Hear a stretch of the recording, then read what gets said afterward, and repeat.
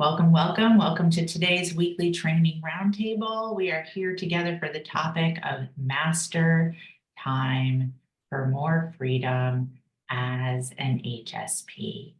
I'll say that one more time, master time for more freedom as an HSP. For this entire Business Miracles community, I invite you to listen to this training through the ears and awareness of seasonal transitions.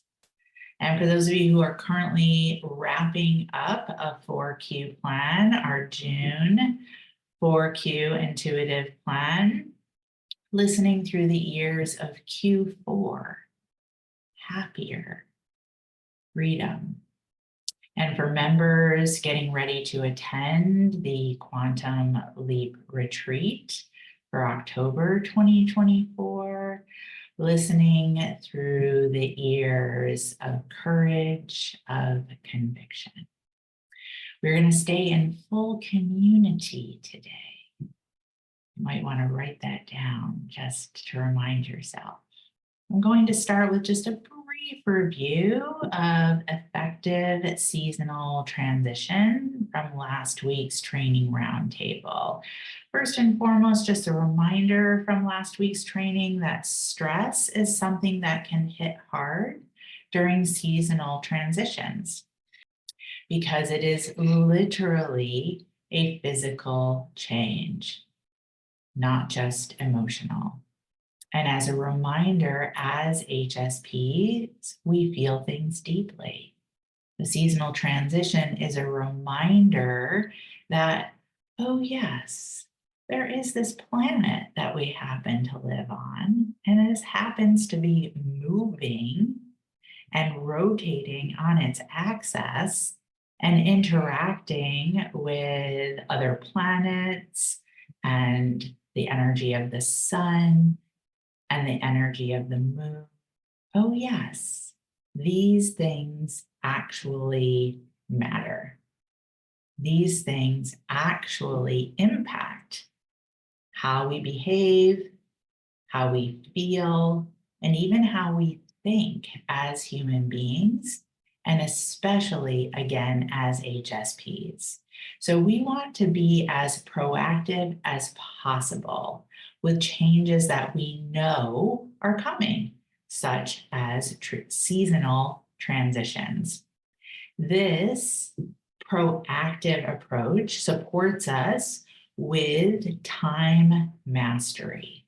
Let's take a moment to write that down.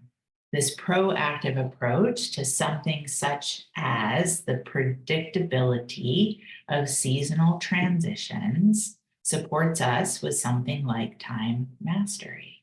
Seasonal transitions, the seasons are a marking of time. Time mastery does not mean master.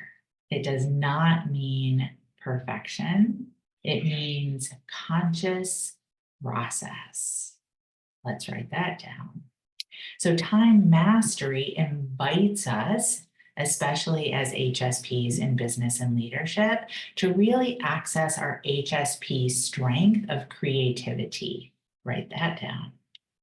Utilizing our HSP strength of creativity to access freedom from socialized concepts of time. What? That's worth saying again. So our HSP strength of creativity gives us access to freedom from socialized concepts of time. Again, Q4, happier. It makes me think of a mentor exchange that I had during last week's roundtable with core member Lorena. And we were talking about sleep and all of the socialized pressures around sleep. What sleep should be, how long sleep should be, what makes good sleep versus bad sleep. And through that mentor exchange, began to disassemble the socialized pressure around sleep and opening choices, and then therefore different actions, especially connected to seasonal transitions. This is the same type of energy and philosophy, and the reason why we teach in the highly sensitive leadership training programs the process of time off, time on, and time in, which you can find in your orientation training, planning for aligned productivity. Time off, on, and in gives you access to your HSP strength of creativity to create a container by choice. Coach Lorna refers to this like edges of a swimming pool. I love that. So the edges of a swimming pool holds water that you can swim in freely in whatever way you want. You can float. I think Lorna actually once said float with a margarita, or you can swim laps.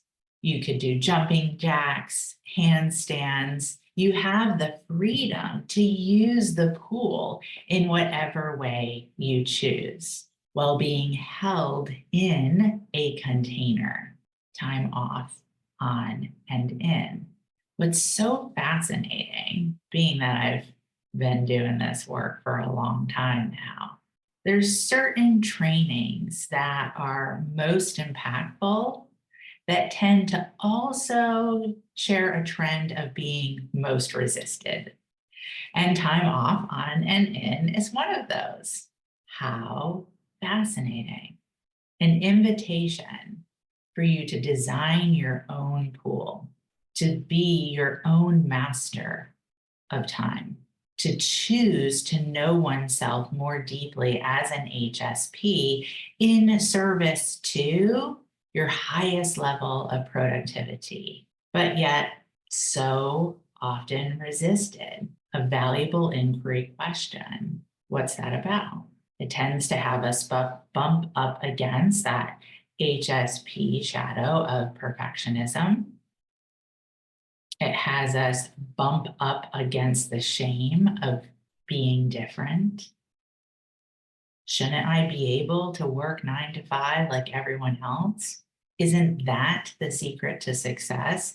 Even though literally research from a sociology perspective show us that 9 to 5 was invented in the early days of the Industrial Revolution in service and support to those very few who owned and ran factories. Oh, wait, and they happened to be men. Oh, and they happened to be white men. And that's what we use as our rule of thumb to create success. Have we not grown further, wider, deeper with our privilege of agency and personal choices? So, being that this tends to be an area of resistance for us HSPs, I thought, let's not just hear this one from me. Let's hear from members of the community who are in process, not masters, in process with time mastery and creating some impressive ways of doing things differently. So I'd love to call on core member Brian Murphy.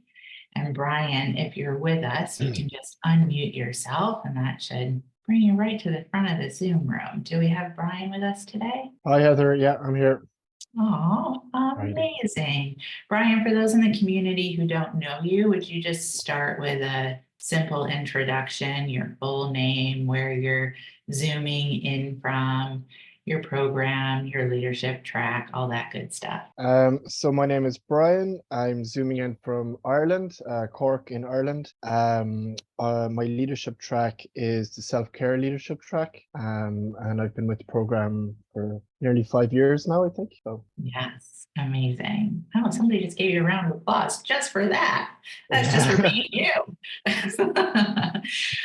Okay, so Brian, I have just watched you like, wow, just transformed remarkably over our mentoring time together, but especially in the last few years as you stepped into this leadership position within a school.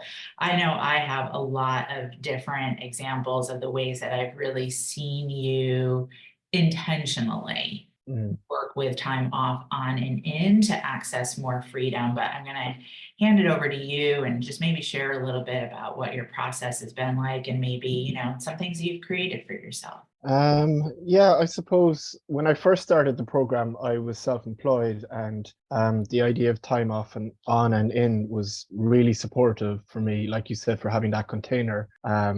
And it brought a feeling of kind of stability into my days. And I've brought it into now when I've gone into being back full-time teaching in the last 3 years, and especially as a school principal. And I've learned, yeah, that for me, time management and energy management are intrinsically connected. So prior to doing this program, I had heard a lot about time management, but I think because I didn't have any concept of how to manage my own energy in the way we do here, time management was always kind of like, I was always in that kind of crisis mode with managing my time. So I brought that into my day-to-day at work, where when I'm teaching the children, obviously that's time in. I have 1 day a week where I do administrative tasks at school. That's more time on, and with the bigger vision for the school website, fundraising, lots of different things you have to do. And then I shared at a principals conference last year with a person I've got to know through that conference, just how strategic I've had to become in the last 2 to 3 years with my time off. So I value my time off very, I suppose, in a way that I didn't before. Like, I'll give you a very specific example.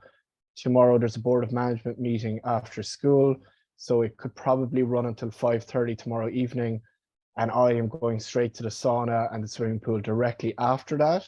Now, I'm doing that because I learned from experience that I'd come home from board of management meetings thinking, oh, that's fine, you know, that was intense, but I'm fine. And then I'd find myself snappy with the children at home, or just irritated when I couldn't even explain why. So now I always schedule on my calendar ahead of time, board of management meeting equals swimming and sauna after. So they go together now. But obviously I do the meeting and then I go to the sauna and the swimming pool. And so I already have that in my timetable for tomorrow. So just, I suppose, just be clearly specific about examples. That's one thing, an example of what I do now. Yeah. Amazing. Amazing.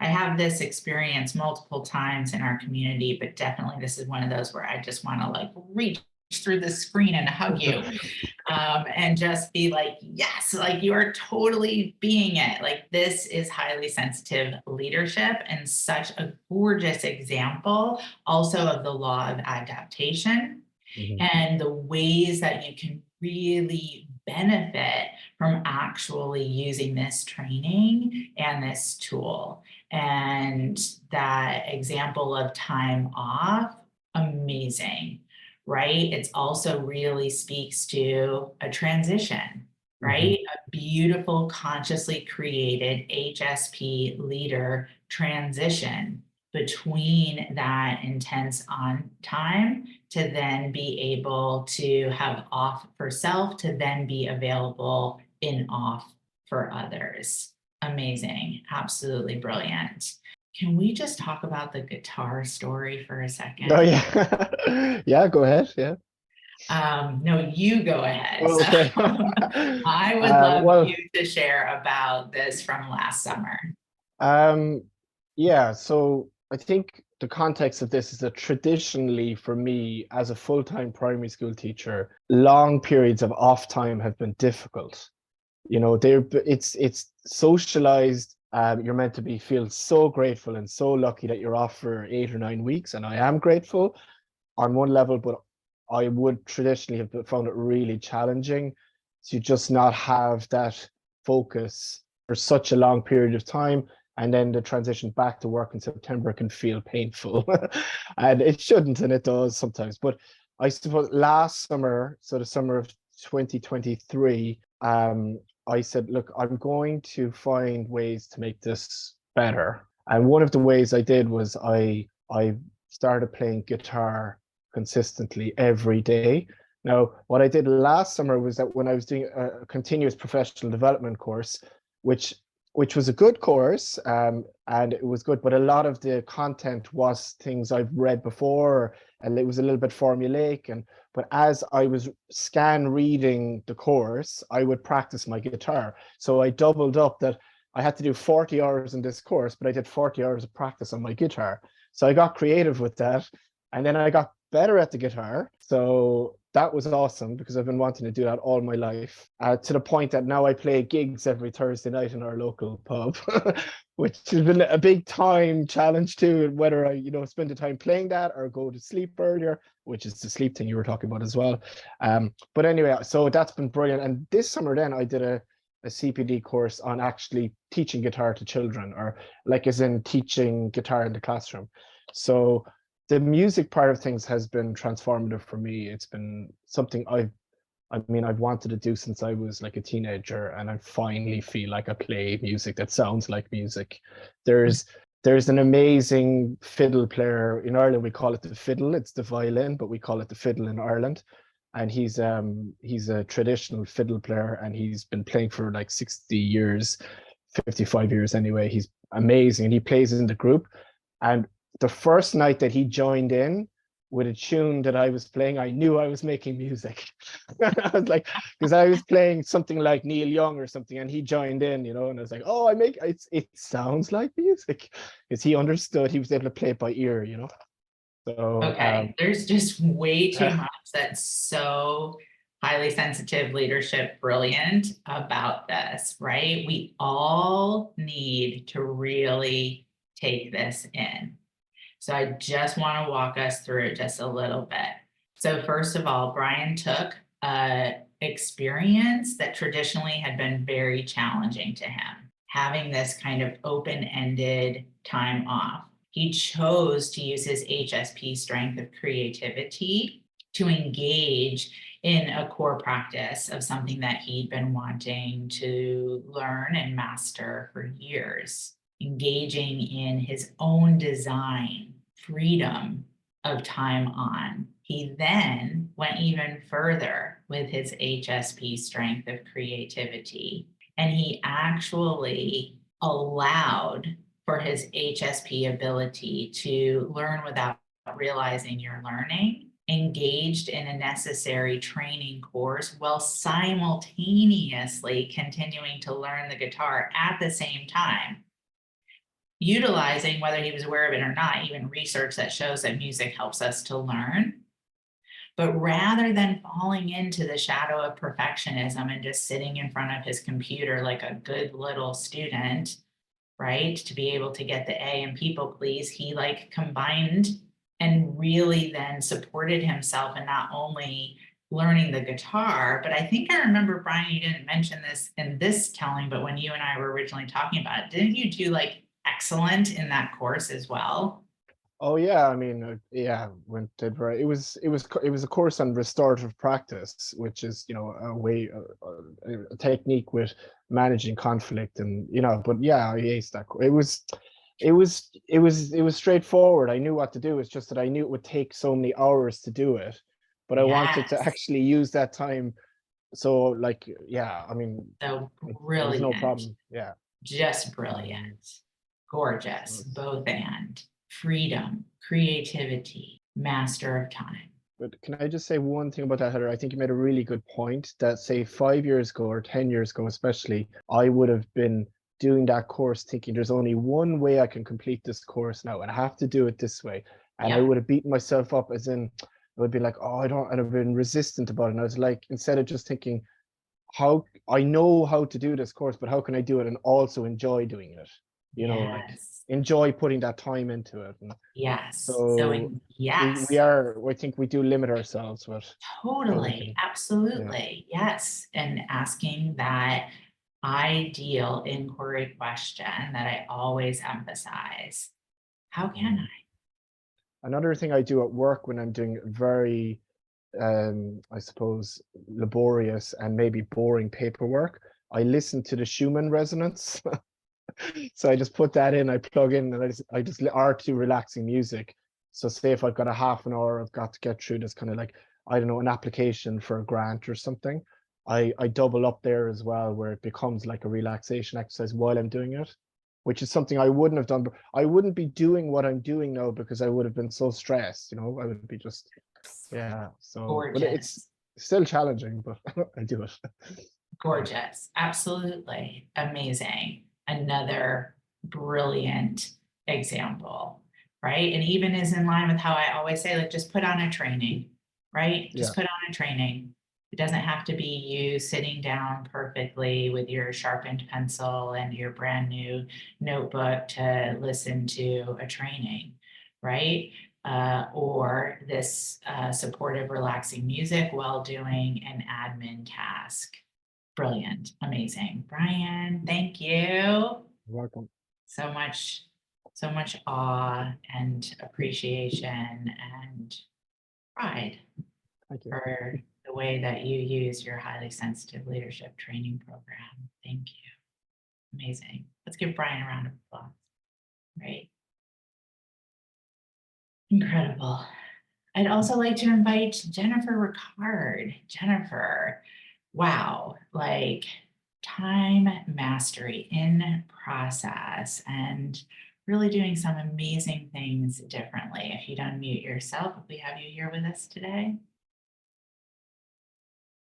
Hi, Heather, can you hear me? Yes, thank you. Beautiful. So just a brief introduction, name, zooming in from, program, leadership track, all that good stuff. Yeah. Jennifer Ricard, I'm zooming in from Oklahoma City. I'm in HSL++ and the self-care leadership track. Time off, on, and in. HSP creativity, time mastery, freedom. Jennifer, what have you been up to? Everything. And I have so many ideas from Brian. That was just amazing. I think Lorna's example of time off, on, and in as a pool was amazing because I felt like I want to be in a lazy river with time and just, float along in my little inner tube. As background, I work in the healthcare industry and I work with the same team for over 12 years now. And just like the seasons, our busyness kind of ebbs and flows. It would be great if I set time off, on, and in, and it like never changed. And, every 3 o'clock on this day I'm off, but it's always evolving, which is good. But with the team, things can really flare up. And I think as the pandemic started, especially in the healthcare industry, we found ourselves increasingly on Zoom meetings. Not joking, 6 to 8 hours of Zoom meetings, very intense calls. There was no time to do time in, actual work outside of meeting time. And so for me, that was a problem. Connected to privilege of agency, I kind of just stepped forward with the team and said, we don't have any time to do our actual work. Is it just me? Am I just an HSP? I didn't use those words. But is anyone else struggling? And they were, everyone was exhausted. It was showing that's kind of a downward spiral type of dynamic that was really tough. So I instituted no meetings Fridays. No one gave me the green light for that. No one gave me permission. They just would usually say like, yes, we're so swamped, oh my gosh. So I just started moving the meetings, with the CEO, with the whole team. So it was kind of a big step. It felt that way for me. And to my surprise, they loved it. This was just something with the executive team, but they said on quarterly meetings, like, Jennifer's instituted this, which was great. And I was like, oh, okay, I didn't realize it was a big deal. And then the whole team, it took off like wildfire. Like I can see their calendars and they put blocks, no meeting Friday. And then they'll tell other companies on calls like, oh, we have a no meeting day, or we don't take calls on Fridays. And they talk about how amazing it is to have time back for whatever their area of expertise is. Oh, now I have time to look at the latest research or send these emails or whatever. And the energy is very different. And it's amazing. And I think it's important as for anyone in a leadership position to role model that, especially in an industry like the healthcare industry, that we don't have to work that way. And actually, it's not really a good idea. It's not helpful for anyone, especially us. So to just role model that we can do it differently and be more successful has been amazing. Yes, amazing. I'm seeing business miracle signs and rounds of applause, and oh my gosh. I mean, this is again just a smack down, brilliant, highly sensitive leadership move. And what I so appreciate about this is not even the implementation of no meeting Fridays, but the kind of like, of course, this is what the HSP leader sees. And that Jennifer didn't wait for permission or to be approved of by someone who's not HSP. She didn't even go through the process of attempting to convince that this is a good idea, but the HSP sees it and the HSP implements it. And the HSP knows that this is actually going to be valuable and supportive, not only for herself as an HSP, but for others on the team who are not HSP. Because that is us as royal advisors. Now, Jennifer is working with a team, but again, I'm going to go back to the trend tracked of how many members of the Business Miracles community resist this training when you are your team. So, who's leading here? Who's leading you?